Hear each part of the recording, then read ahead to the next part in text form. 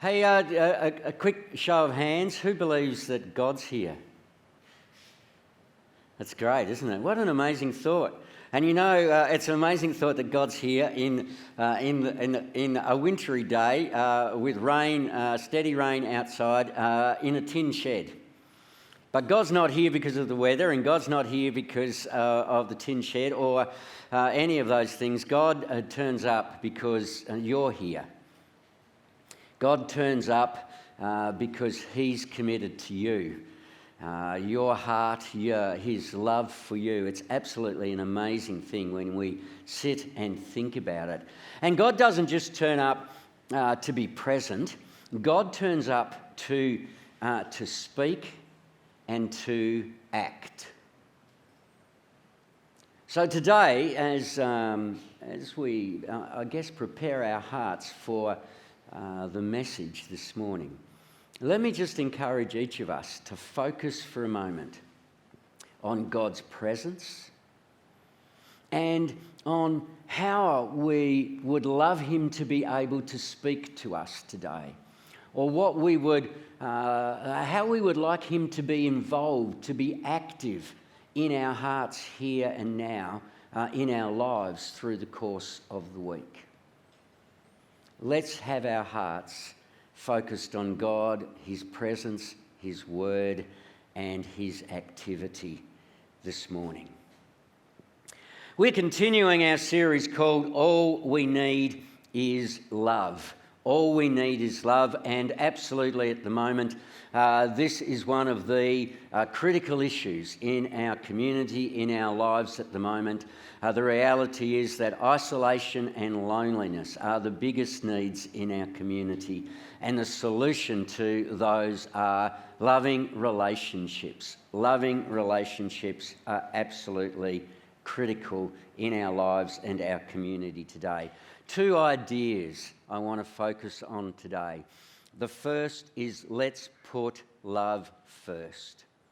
The second is let's love each other deeply. Those two ideas. Let's put love first and let's love each other deeply.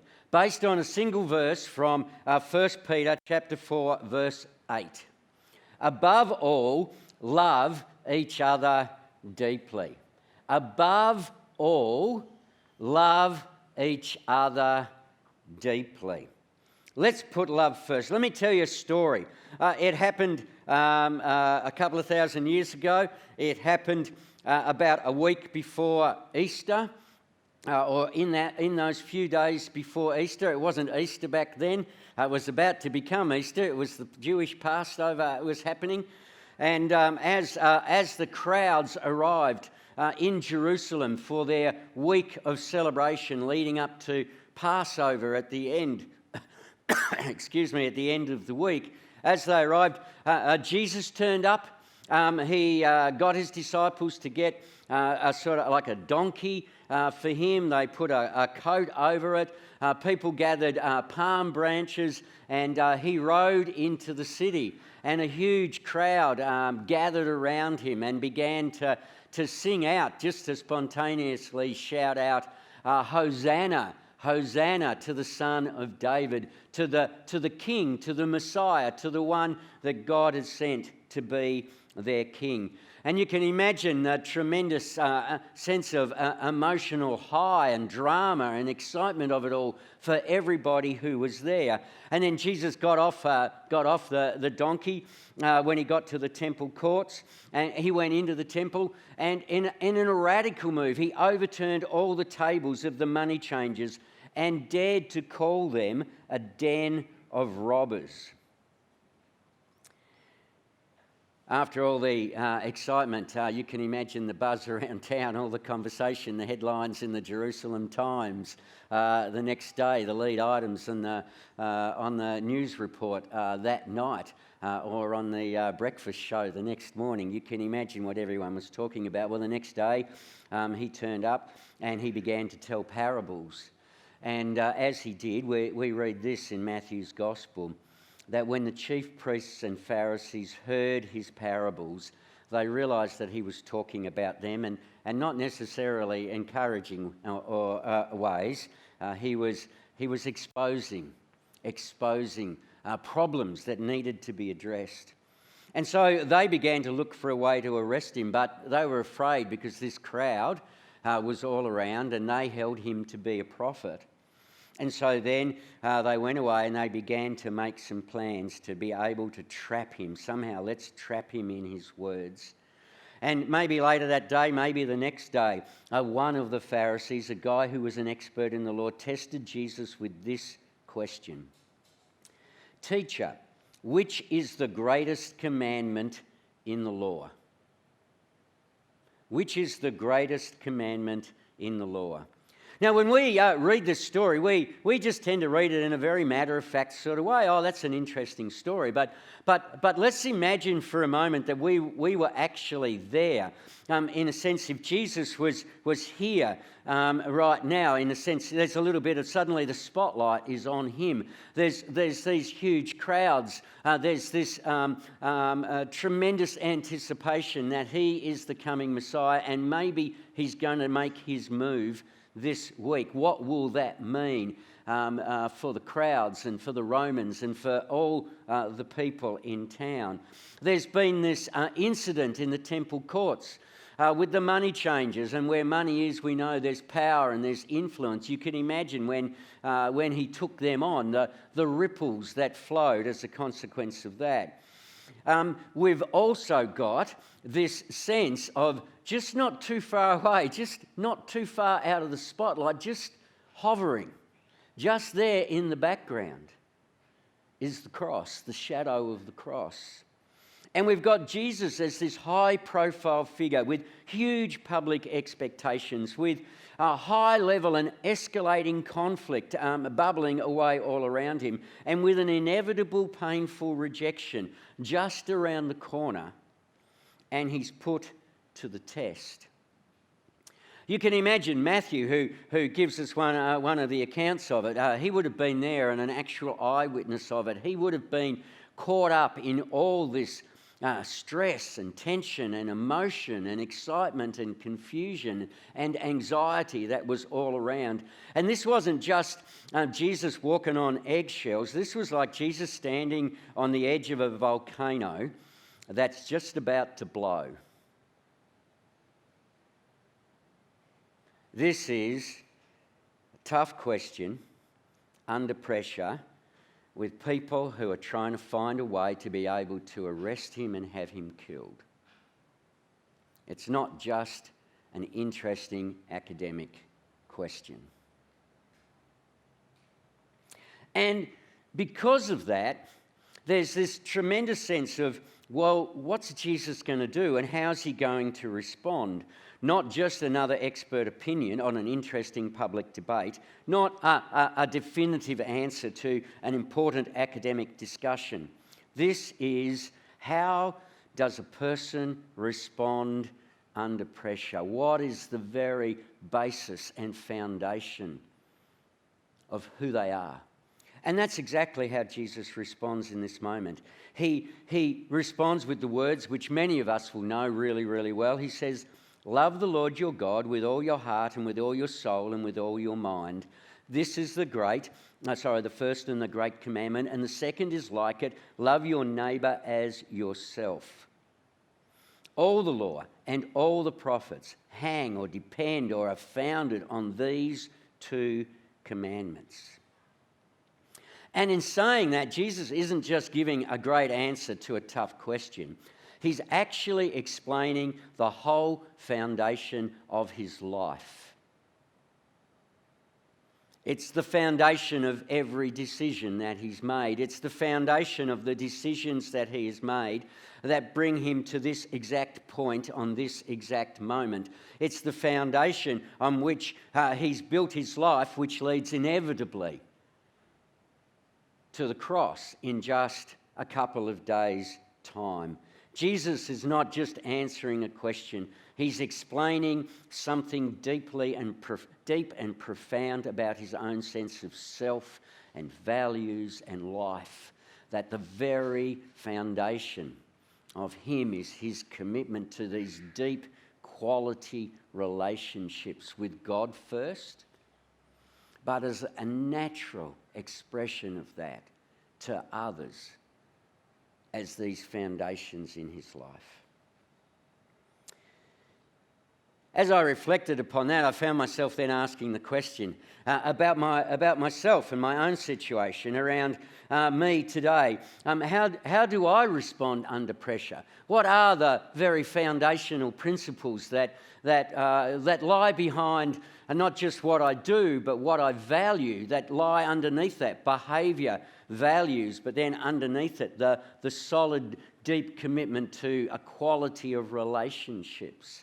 What are those things in my own life? I wonder about your life. I wonder about you today. Can you think for a moment about a situation where maybe at the moment, or maybe recently, or maybe you're anticipating it in the near future, there's going to be a sense of pressure in your life? Can you think of a moment like that?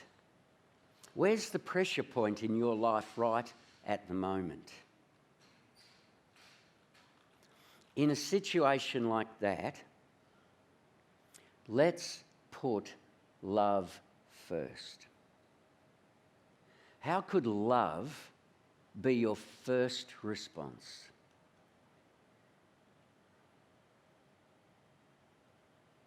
How could love be your greatest contribution? First response and greatest contribution. In the little verse that we're using as our key verse, 1 Peter 4:8, Peter says, above all, love each other deeply, but then he goes on and he gives a reason why he says it. And maybe this could be part of your response in the situations that you're facing at the moment. He goes on and says, because love covers a multitude of sins. Love covers a multitude of sins. Love covers a multitude of their sins, and love covers a multitude of mine as well. When I respond with love, I'm able to cover a multitude of sins. And of course, a key part of that is the capacity to extend forgiveness to another, and the willingness to ask for forgiveness from another. Let's put love first. Let me also, though, suggest the other great idea from 1 Peter 4:8, above all, love each other deeply, is the second part. Let's love each other deeply. It's pretty straightforward in some senses. Let me tell you another story from way back then. This happened in a church. It was a healthy, growing church. People gathered each week to put their faith, to express their sense of faith into practice, to have opportunities to fellowship with God, to confess their sins, to grow in their knowing of God, to be able to gather together and to declare together that we love God, their love and deep commitment to God. Those were part of the fabric and foundations of their life together. When suddenly, over a little bit of time, tensions began to emerge when a group of them began to feel like maybe they were a little bit more spiritual than some of the others. And they began to make some claims about their relationship with God, that they had some sort of special fellowship with God, that they hadn't sinned, that they in particular knew God, that they in particular were the ones who deeply and genuinely loved God. It would be fair to say that as we read a little bit of the story, which is in 1 John in the New Testament, that this group slowly grew proud. And then as happens when people grow proud, they then grow critical. And then what happens when people grow critical is they begin to separate. And initially that separation is often an emotional separation. They just hold back or hold others at an emotional distance. But they began, in effect, to feel that they were more spiritual than others, and that in taking that position that they hadn't done anything wrong, and that others didn't really love God quite the way that they did. And maybe they shouldn't really be in fellowship with those people anymore. Now, the other group in the church, they got confused. And they found themselves wrestling with this question, well, are they right? Or are we wrong? What about our relationship with God? How do we really know that we're in fellowship with God? How could we really work out if we really do know God, have a deep, close, intimate, growing relationship with God? How do we know if we're really loving God? How do we know these things? And so John wrote his letter to answer those questions, to provide a sense of confidence for Christians about where they stand in their relationship with God at any particular time. And he says to them in chapter 4, he says to them, look, if you want to know where people stand about whether they really love God or not, there's a simple test. He says this: if anyone says, these are just the words, if anyone says the words, I love God, but hates their Christian brother or sister, that person is a liar. For anyone who does not love his fellow Christian whom he has seen cannot love God who he has not seen. Everyone who loves the Father loves his child as well. He clarifies the issue and really gets straight to the point, doesn't he?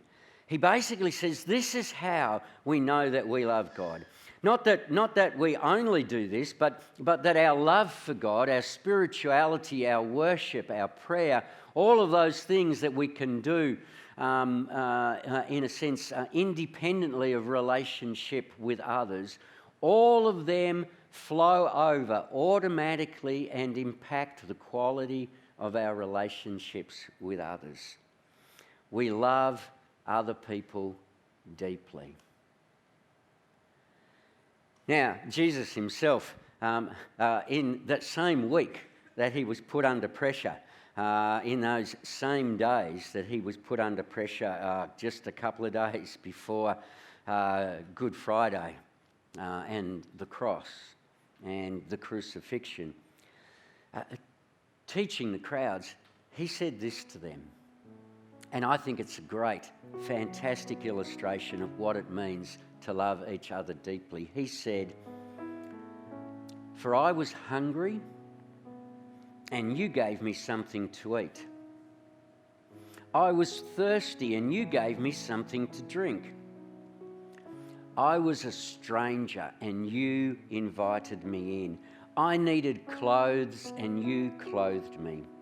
I was ill, and you looked after me. I was in prison, and you came to visit me. Truly, I tell you, whatever you did for one of the least of these brothers and sisters of mine, you did for me." This is the sort of love that we're called to love each other deeply. Of course, it's not necessarily easy to do that here and now on a Sunday, is it? I mean, there are some opportunities to do it. Without doubt, in most churches, and certainly in ours, the place where that happens best is in our small groups. And let me encourage you again this week, if you're not in a small group, please let me encourage you to prayerfully consider finding out some more information, chatting with Erin out in the foyer, signing up for a small group. Our new small groups that will be starting next term, and other small groups that are part of the life of our church. But there are so often the place where these stories become real, where someone is hungry and some others in the group notice that they're doing it a little bit tough, financially, for example. And so someone chips in to help them, or someone turns up with some meals that have been cooked, or someone turns up with some groceries, where people are invited in and made welcome. This sense that someone maybe is feeling isolated, or feeling like they're doing it tough, or they need some friends, and someone can reach out to them, invite them for a coffee, have them home for a meal, have them around for some afternoon tea.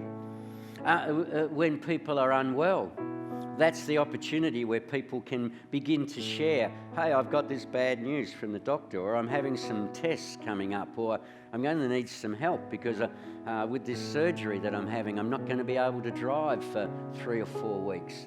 And everyone's able to gather around and help in really loving, deeply loving, practical ways.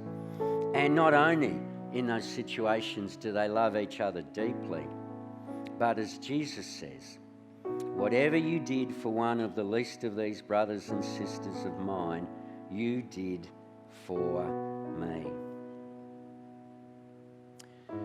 We're going to have communion together now, and if I could invite the team, please, to come and distribute communion for us, and if at home you can get things ready to join us in communion. I want to invite us during the communion time to respond to our message by love in the simplest way that we can, right here, right now, which is prayer with the intent for care. Prayer now and care later.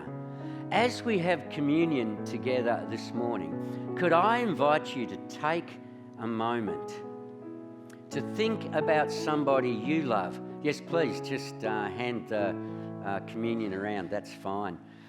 Please, to just take a moment, think of somebody you love, and begin to demonstrate that love by using this opportunity to pray for them personally, and to clarify in your own mind maybe something you could do to care for them practically later.